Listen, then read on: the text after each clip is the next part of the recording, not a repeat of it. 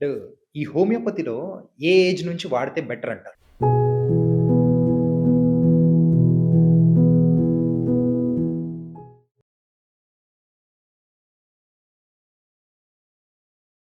అసలు హోమియోపతికి ఏజ్‌కి సంబంధమే లేదు. గుర్తుపెట్టుకోండి. అంటే ఏంటి 1 ఇయర్ ఉన్న మీరు వాళ్ళని 1 మంత్ బేబీకి గూడా homeopathy homeopathy is a supporting system. హుహు. It is not a your anti system. It is not a your antibiotic system. Antibiotic. Biotic means opposite of your system. హుహు. అయినా వాడాల్సొస్తుంది మనం. It is a co friendly system. It is a immune system. It is a supporting system. Okay. It is a eco friendly. No side effect లేనటువంటి ఒక simple ఒక scientific Ayurvedic system అనేది homeopathy.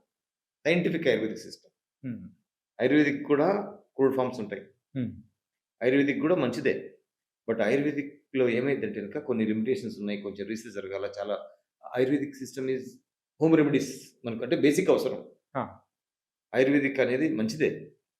అసలు ఏ medicine వాడకపోతే ఏ అవసరం లేదు మీకు ఫస్ట్ పాయింట్ గుర్తుపెట్టుకోండి. హ్మ్. ఏ ఆయుర్వేదిక్ అవసరం లేదు.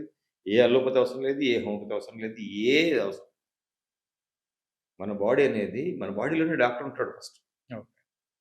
ఒక డాక్టర్ ఉంటాడు మన బాడీలో. ఈ డాక్టర్ అనేవాడే మీ బాడీని ట్రీట్ చేయడానికి 24 గంటలు మీతో ఉంటాడు.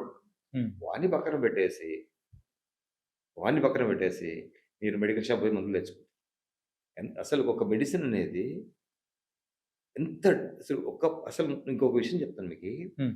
99% ఆఫ్ ఇన్ఫెక్షన్స్‌ని ఒక్క పారాసిటమాల్ 5 డేస్ యేసుకుంటే కంట్రోల్ చేస్తది. ఈ రియల్లీ? విషయం చాలామంది డాక్టర్లకు చెప్తాను గదా! నేను చూస్తున్న కేసెస్‌కి. హ్మ్. పారాసిటమాల్ తోటి కంట్రోల్ అయ్యే ఇన్ఫెక్షన్స్ వండర్‌ఫుల్‌గా నేను అడ్వైస్ చేస్తుంటా. పారాసిటమాల్ యేసుకో అని చెప్పి. It is not a simple medicine. అంతే సింపుల్ మెడిసిన్ అది. హుహు.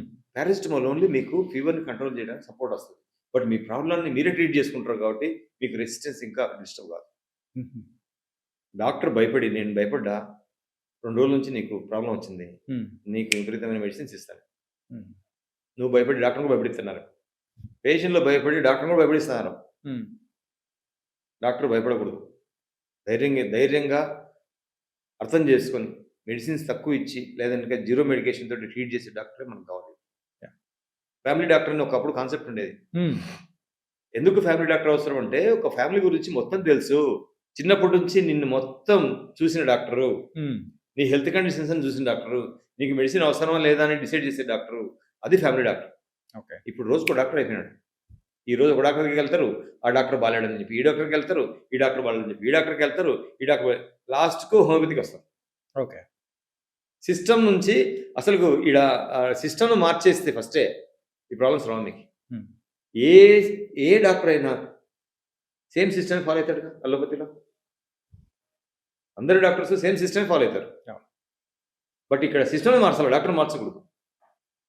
అంతే గదా! యాహ్! మీరు డాక్టర్ మార్చడం వల్ల పెద్దగా ఉపయోగం ఉండదు. హ్మ్. సిస్టమ్‌ని మార్చినప్పుడే బెటర్ ఉంటది.